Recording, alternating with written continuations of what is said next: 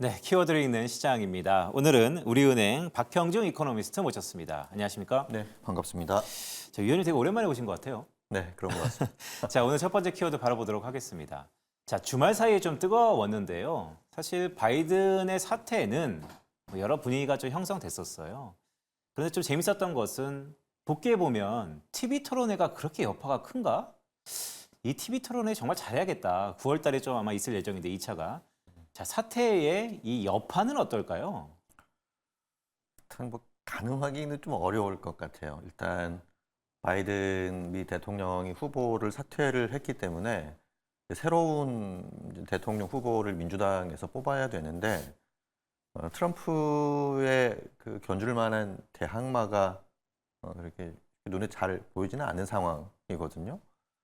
그래서 만약에 지금 예상대로라면 캐멀라 해리스 미 그 부통령이죠. 이게 대선 후보가 될 텐데 지금 베팅 사이트에서 보게 되면 대통령으로 당선될 확률이 그렇게 높지는 않습니다. 지금 한 20% 정도가 되고 지난 주말 기준으로 트럼프가 대통령에 당선될 확률이 한 60%를 좀 넘었다가 조금 하락한 것 같은데 그래도 60%대고 경합주가 이제 중요할 텐데 경합주에 또 이제 그 지지율을 보게 되면 트럼프가 우세한 걸로 나오기 때문에 트럼프가 대통령에 만약에 당선되는 시나리오라고 하게 되면 정책적인 불확실성, 전 세계의 지정학적인 불확실성이 상당히 커질 위험이 있고 지난 트럼프가 대통령에 재임했을 당시에 신흥시장이 상당히 어려웠지 않습니까?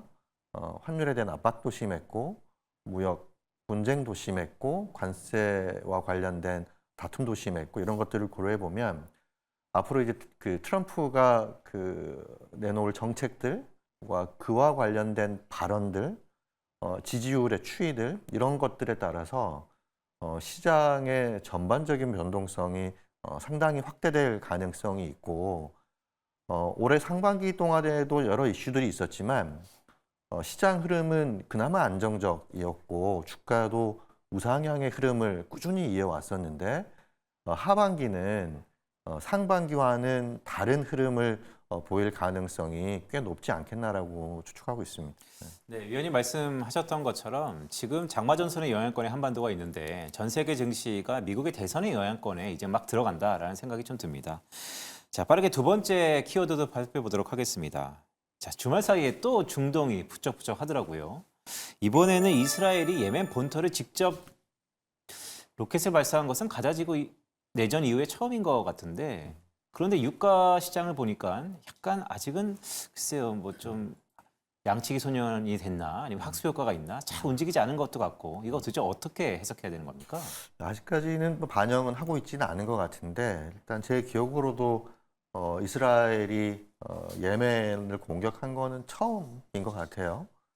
근데 이제 이게 추측이긴 한데 그동안에 이스라엘의 전선이라고 할까요? 이스라엘이 와서 이제 싸우고 있는 대상이 그 이스라엘 본토 내에서 이제 하마스 그리고 이제 레바논 쪽에 헤즈볼라 이번에 이제 예멘까지 가게 되면 후티 반군까지 이스라엘이 상대를 해야 되는 건데 일단 예멘 같은 경우는 뭐 다 아시는 것처럼 산유국은 아니기 때문에 원유 시장에 직접적인 큰 영향은 줄 것 같지는 않아요. 근데 이스라엘이 상대하는 이 중동 지역의 그 상대 이 적이 많아지면 많아질수록 중동 지역의 불확실성이 조금 커질 위험이 있는 거고 제가 걱정스러운 거는 일단 하마스와 이스라엘이 휴전 협상과 관련된 논의는 하고 있는 상황이잖아요.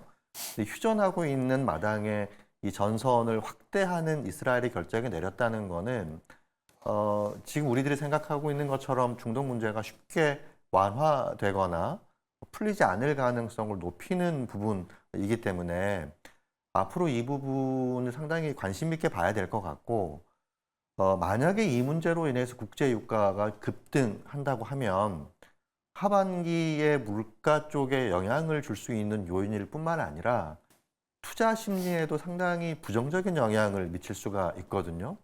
그래서 이미 주식 시장의 밸류에이션이 높은 상황이고 미국 지정학적인 리스크가 커진 상황에서 중동 문제와 국제 유가까지 상승한다라고 하게 되면 이건 주식시장의 조정에 빌미로도 작용할 수 있는 요인이기 때문에 일단 지금 당장 국제유가가 크게 움직이고 있지는 않지만 미국 정치 대선 이슈와 더불어서 꽤 중요한 이슈로 조금 봐야 되지 않나라고 생각하고 있습니다.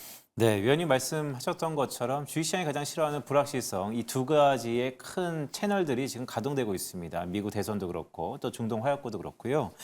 참 이게 어디로 가야 될지 모른다라는 생각이 드는데, 그런데 가만 좀 생각해 보면 이렇게 불확실성이 많았을 때 저는 개인적으로 항상 외환시장을 쳐다보거든요. 그런데 외환시장이 좀 잠잠합니다.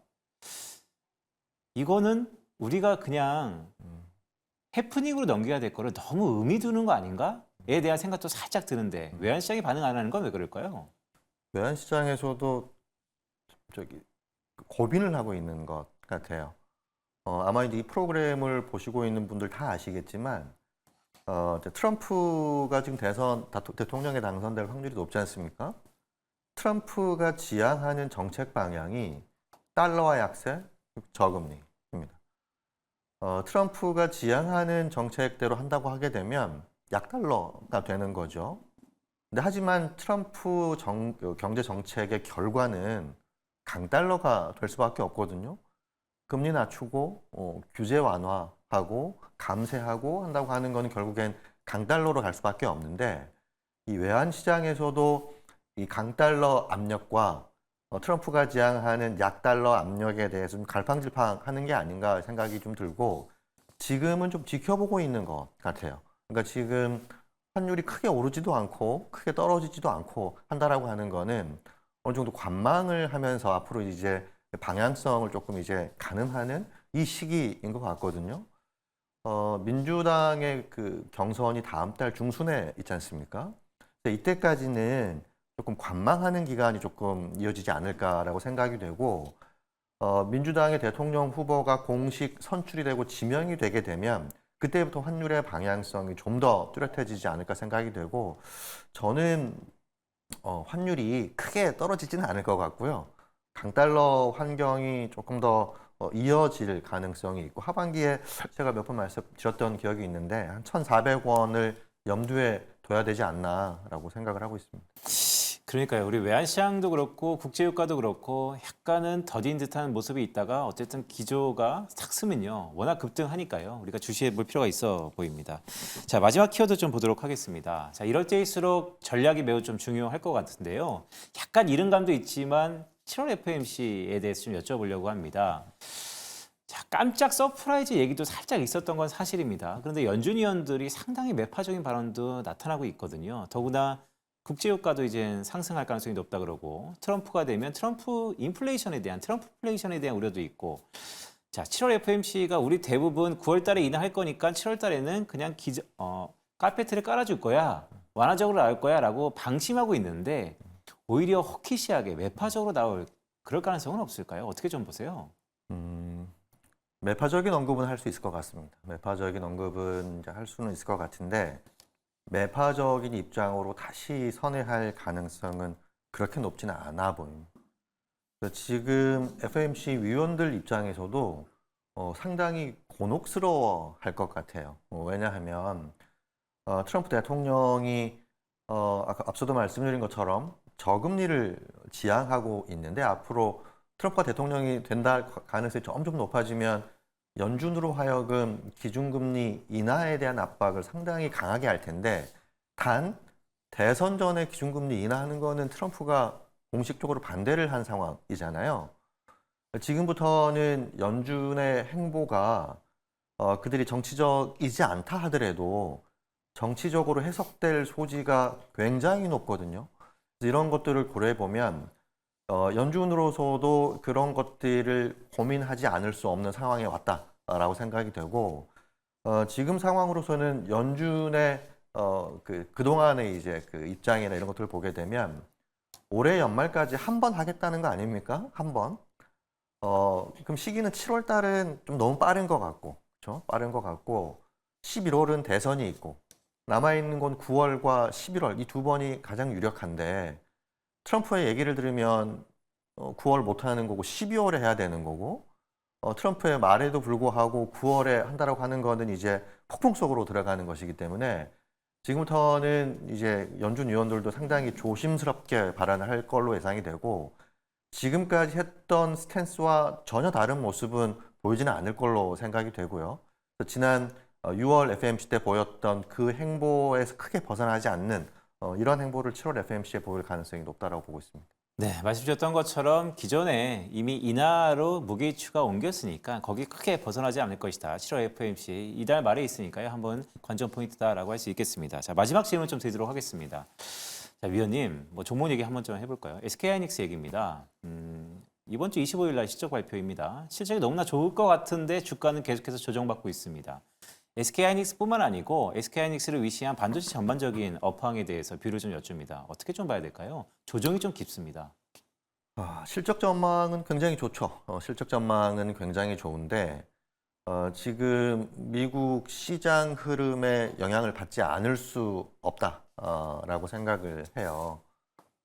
지난 주말에도 이제 조금 이제 이슈가 좀 됐었지만 바이든도 그렇고 트럼프 쪽도 그렇고 약간 이제 그 입장의 스탠스에 약간 변화가 나타나는 것도 사실이고 그동안에 시장을 주도해 왔던 AI 반도체, 엔비디아 이쪽도 이제 조금씩 이제 상승 탄력이 좀 둔화되면서 조정 기미를 보이고 있지 않습니까? 그래서 이런 것들을 고려해 보면 어찌 보면 지금 실적 전망은 상당히 긍정적이지만 지금의 실적 전망이 주가의 상당 부분 반영이 됐을 수도 있다라고 저는 생각을 하고 있고요.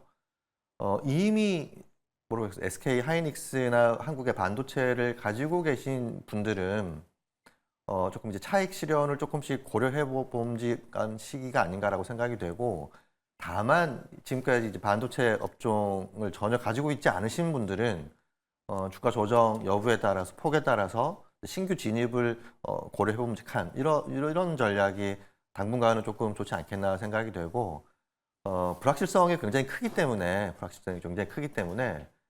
지금부터 하반기에는 상반기와는 다르게 배트를 조금 짧게 갖고 가는 이런 전략이 좋지 않을까라고 생각을 하고 있습니다. 네, 말씀하셨던 것처럼 또 반도체의 실적 시즌을 앞두고 방망이 투자 시계를 조금은 짧게 가져가자라는 말씀을 주셨습니다. 자, 오늘 도움 말씀에 우리은행 박형준 이코노미스트였습니다. 위원님, 고맙습니다. 네, 감사합니다.